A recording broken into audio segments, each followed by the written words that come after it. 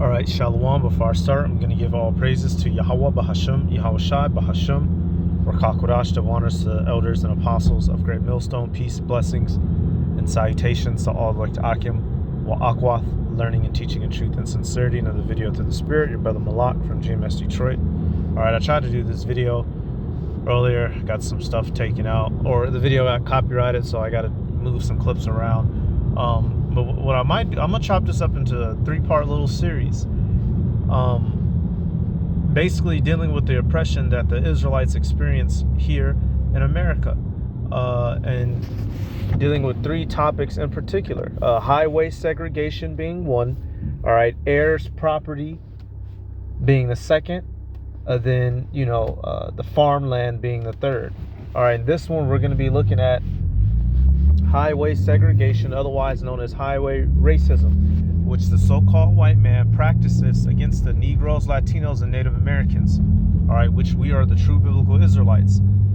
The other nationalities of the world, everyone loves to point the finger at us and say that we're lazy, say that we're unintelligent, we're we like to victimize ourselves. Well, when you look at the creation of this country and many of its policies and establishments, they were literally founded in oppressing Negroes, Latinos, and Native Americans. And those physical constraints that existed originally have now transferred over to more clandestine, meaning invisible or hidden. They've transformed into clandestine apparatuses of oppression. All right, and the one that we're going to focus on in this video is how literally all the roads were designed to keep your black ass and my black ass in the hood, to separate our cities and to disrupt our ability to build enterprise, buildings and businesses, banks, stuff like that, right? So let's take a look. All right, let's are we just crazy and paranoid and making shit up and we just love to not work? No. All right, let's first start with this. Hey, and some of the scriptures, I'm gonna get through all 3 of these videos. It's gonna be the same scriptures. But let's start with this one out of Isaiah, because this man has written into his law.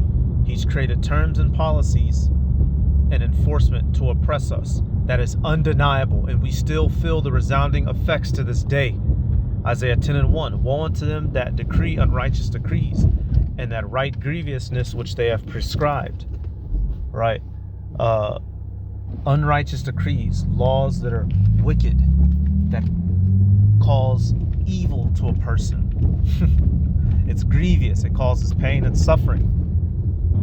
All right, Salakia, verse 2 says, to turn aside the needy from judgment, and to take away the right from the poor of my people, that widows may be their prey, and that they may rob the fatherless. Right. So right here we see with these verses, putting together laws, to specifically target people who are down bad. All right. And this is something that the so-called white man didn't invent it, but he has done well to keep it going. So let's let it play now.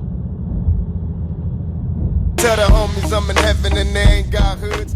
Like many songs will tell you, Bullet holes left in my peep holes. New York Project. the story of what housing and other living conditions look like for many Black Americans is pretty bleak, and that's by design. In addition to artists cataloging their very personal experiences, this is in part why President Biden issued an executive order back in January, intended to right the historical wrongs Black folks have faced when it comes to housing and home ownership in this country. But first, let's take it back. The dawn of the 20th century, African Americans in major cities lived scattered throughout the city. They weren't segregated particularly. It's only with the Great Migration of 6 to 7 million African Americans north and west escaping the South, the predominant response of the United States government and state and local governments to the Great Migration was to contain Black people in their own neighborhoods. And HUD, the Department of Housing and Urban Development, was particularly a part of this role. But the precursors to HUD introduced and encouraged racially restrictive covenants, redlining of every major city where African Americans landed. The federal government was a sponsor of urban renewal, infamously called Negro removal by the great James Baldwin. Urban renewal, which means moving Negroes out. It means Negro removal. That is what it means. And the federal government is an accomplice to this fact. That so-called urban renewal also included a federally sponsored interstate highway system, which was intentionally designed to mow through vibrant Black neighborhoods. Take Miami, for example. 2 highways, I-95 and I-395, bulldoze right through the predominantly Black and low-income Overtown neighborhood. So what you're gonna see, y'all, through this video, the freeway systems are designed to make to keep Jake in poverty, whether you didn't realize that or not. So pay attention. Previously called Colored Town during segregation. The Department of Housing and Urban Development and the federal government writ large in the first 7 decades of the 20th century the first 7 decades, so 70 years straight. The first 7 decades, 1900 to 1970, purposely constructed society in a format that puts so-called white people in loftier positions and better living places, which is this is all prophecy ultimately. The fact that we be in the land of our heathen, in the land of the heathen, in want of all things, all right, and specifically to Esau, Edom, the so-called white man in Genesis, the fact that he would have the fat of the land, so he lives in the better places while we're in the poor, stricken places, and this was done on purpose, willingly and knowingly by the government as well. So everybody's in on it, except for you. Invested billions of dollars in racial segregation and concentrated poverty. Each time this country created a peculiar institution that subordinated Black people, slavery, Jim Crow, it created and dismantled it. They replaced it with another one. And the iconic Black ghetto, I don't use that as a pejorative, I use it as a descriptor, was a follow. Shit, this is y'all. I ain't seen gas for 140 in my life. One institution to slavery and Jim Crow. That's the legacy that every new administration inherits, and the Biden administration has as well. Today, I'm directing the Department of Housing and Urban Affairs and Urban Development to redress the historical racism in federal housing policies. This executive order is just one of 4 signed by President Biden, designed to address racial equity in the United States. And while this progress is a step in the right direction, there's still a lot of harm to undo. Segregation started coming down after the passage of the Fair Housing Act of 1968, which actually only got passed in the wake of Dr. Martin Luther King's assassination. In 1980, 8 out of 10 Black people would have had to move in order to be evenly integrated within metropolitan areas. Half of Black people who live in metropolitan areas still live in neighborhoods of high segregation. So we've had So still to this day, and that's for the people, that don't affect nobody no more. The majority of us are still born into, the majority of Negroes, Latinos, and Native Americans, we're still born into the very segregated cities that our grandparents and great-grandparents were in, especially those who, like me, the majority of us originally, our families are from the South because we came over here as slaves, right? Then they migrated up, as we just learned. And because of that migration, the Esau, Edom, the so-called white man, chose to lock shit down. They said, we about to cart you niggas off. We about to separate you and make sure you ain't got nowhere near us. And we're still in these conditions to this day. So has much changed? No. Modest improvement, but segregation persists. And economic segregation has spiked since 1970. The so-called American dream is only working for a relatively small slice of the population that can afford to buy their way into what I call gold standard neighborhoods that have the best of everything. And everybody else struggles, and the Black poor struggle the most. So what happens now? Okay, and so, we'll get the next clip. Now, keep in mind, y'all, although we see that they're talking about so-called Black mainly, this includes Northern Kingdom, right? Latinos and Native Americans, because they're wherever we go catching hell, they right there behind us. And I got more clips to back it up. Let me get so we had that one. Let me get, here we go. God damn it. Said it would. It's infamous all around the country, but what's often seen as a failure of infrastructure, some argue is actually tied to segregation. An author recently published an article in the New York Times pointing to segregation as the reason for so much of our traffic. We talked to Kevin Cruz today about his article and his book White Flight to see if we could find any solutions to Atlanta's traffic problem. The rise of the modern expressway movement, the interstate highways in the 50s, is really obviously a post-war transformation, and that hit American cities at the same time. A lot of them are wrestling with issues of segregation. Cruz says there are two ways constructing highways played into segregation: making the highway so that it destroys poor black neighborhoods, or make a highway that separates them from white neighborhoods. Local officials have a say in where these roads get placed, and it shouldn't be a surprise that as they're thinking about where they're going to drop highways and destroy neighborhoods, they invariably single out what they see as the worst neighborhoods in their communities. And these are overwhelmingly poor communities, and in most places these are overwhelmingly African American, or in some places Latino neighborhoods. What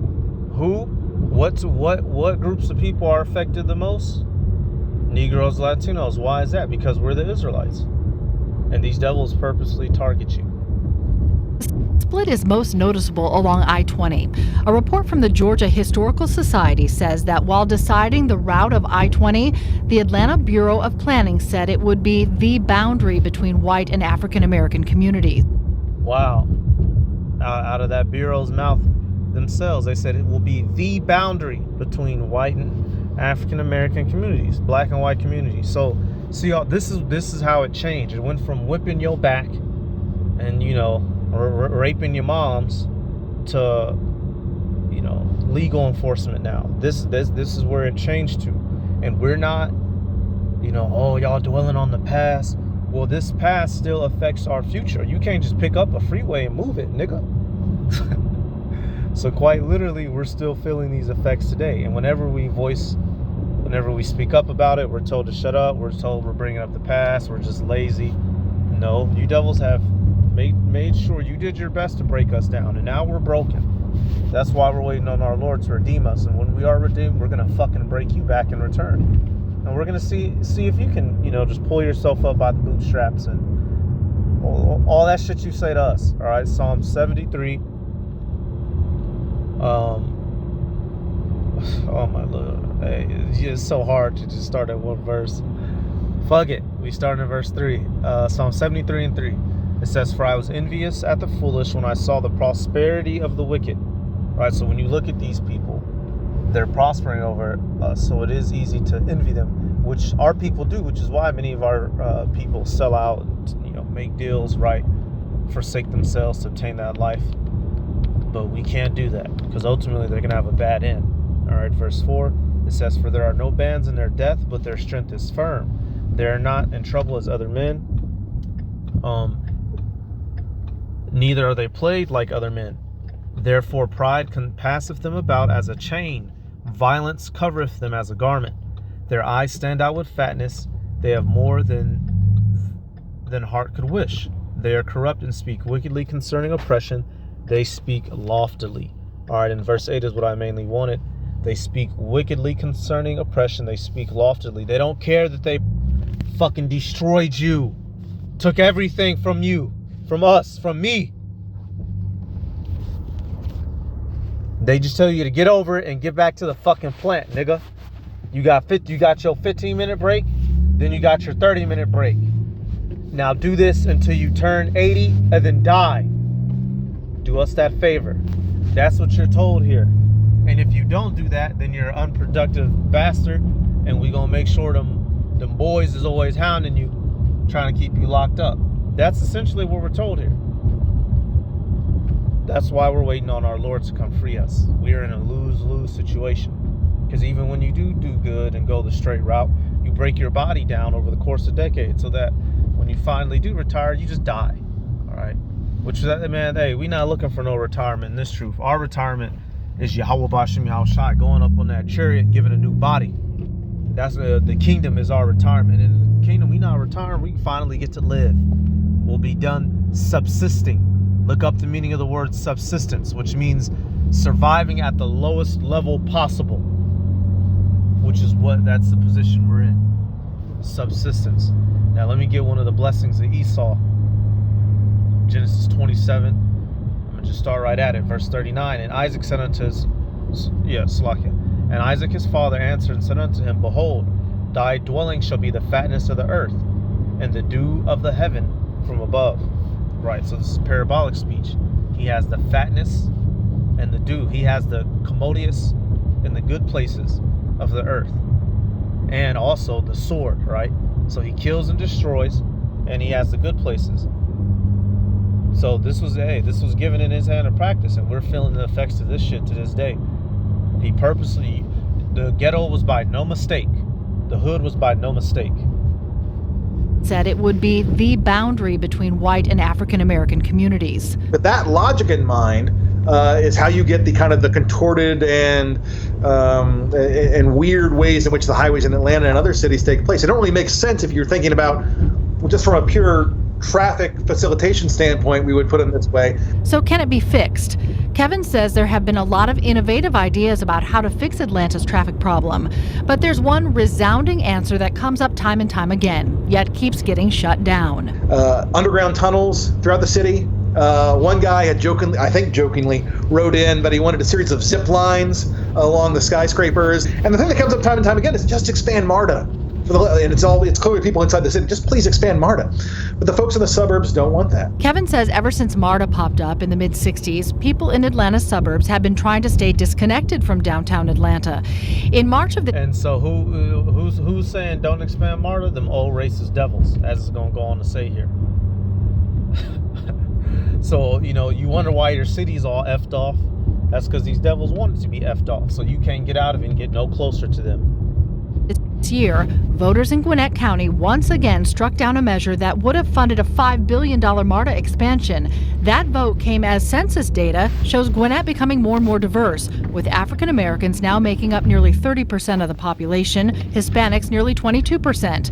But according to GeorgiaVotes.com, 60% of the people who voted were white, 75% of those over the age of 50.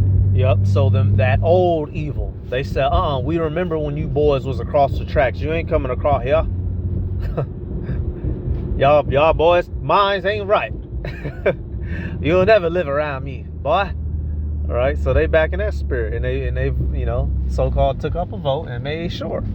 So this is what we're dealing with. You tell us to get our shit together, change, and then you make sure you vote us the fuck out.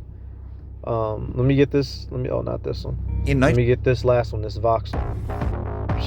Man. Yeah. Google Play Points. Play unlocks more play. Taking the reward. It's hard to picture American cities without the highways running through their core. But highway removal projects like this one in Boston can give us a sense of how disruptive it was when the U.S. built huge highways through the cities after World War II. These new highways will have a far-reaching economic impact on the entire nation. That was definitely true. Highways revolutionized the way we transport goods. But inside cities, they demolished and isolated entire neighborhoods. They gave wealthy taxpayers a way out of the city and gave air pollution and traffic noise a way in. And they redesigned urban life around the car.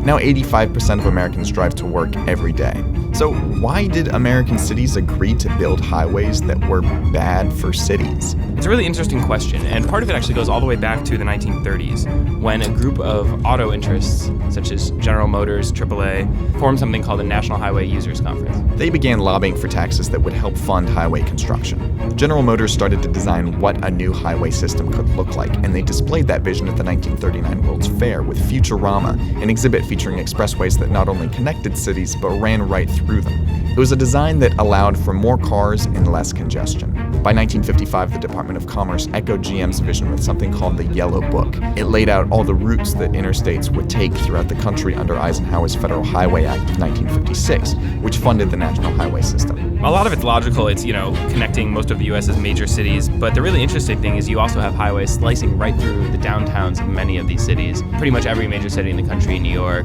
D.C., San Francisco, Philadelphia, you have major highways cutting through neighborhoods, requiring the demolition of lots of housing and other sorts of buildings. That's largely because some of the key contributors to the... And look at those cities, y'all. All those cities were major metropolitan areas where black people, so-called Negroes, Latinos, and Native Americans, we notoriously live in the cities. Well, Gad and Reuben, they're on the reservations.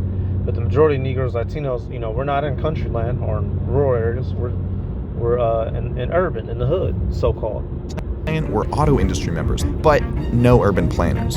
And that's because the profession barely even existed at the time. Nowadays, there's a value placed on preserving neighborhoods, on keeping cities intact, and that concept just really didn't even exist in the 40s and 50s. When people were talking about connecting the country with highways, it seemed pretty natural just to drive highways through the center of cities as well.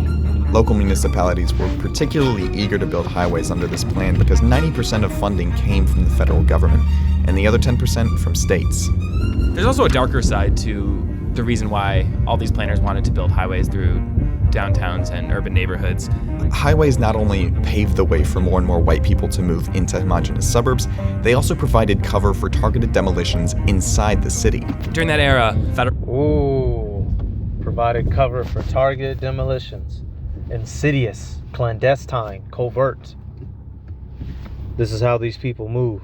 Federal policies and implicit priorities of planners dictated that you had, vibrant, dense downtown neighborhoods filled mostly with African American residents instead of being urban renewal, aka Negro removal. Build roads and bridges in the areas where blacks so-called blacks live, to force them into locations or to force them out of certain locations. Eminent domain. Oh, you have to move. We got to build this freeway here. Where I'm gonna go? Oh, I don't know. Being preserved under the plan, they were slated as targets for removal. They were considered blight, and an easy way of getting rid of that blight was by demolishing them and paving a highway through it. Neighborhoods and streetcars were pushed aside to make way for the automobile. Look at the neighborhoods of Black Bottom and Paradise Valley in Detroit. When you go back to the 30s and 40s, these are thriving, dense neighborhoods filled with hundreds of thousands of residents, of businesses, and if you go back today, they're mostly just empty grass plots. This wasn't just a historical accident. It became a pattern in cities across the country. Poor and minority residents were displaced to make way for highways, and white residents used those highways to commute into the city for jobs and commute back home at night. The only exception to this pattern is in places where highways were slated to go through wealthy neighborhoods. There were actually proposals to put a highway through Northwest D.C. and through Greenwich Village in Manhattan. But you can guess what happened there. Anywhere where residents had the means to organize and protest, they were often able to stop the highways from being built. Whereas in places where residents didn't have the political capital and other sorts of privileges that allow you to do that, their neighborhoods ended up being demolished, and they're now highways today. Even before he signed the Federal Highway Act of 1956. So that's it, man. So we see what this is, y'all. We see what this man has put things purposely together to, make his dwelling better and make yours low down. The ghettos were no accident. The ghettos were designed, okay? And ultimately, we couldn't do nothing about it because it was the curses. And I'll end on that. He made sure he did what? Deuteronomy 28 and 48. Therefore shalt thou serve thine enemies, which Yahweh Bashem Yahweh Shai shall send against thee, in hunger and in thirst and in nakedness, and in want of all things. And he shall put a yoke of iron upon thy neck until he have destroyed thee. He destroyed us. We served him and he still destroyed us. So what are we going to do when it's our turn? Take a guess. All right, I'm going to give all praises to Yahweh Bahashem, Yahweh Shai Bahashem, Rokakorash, double honors to the elders and apostles of Great Millstone. Peace, blessings, and salutations to all going to Akim, Wa'akwath, learning and teaching in truth and sincerity. Shalom.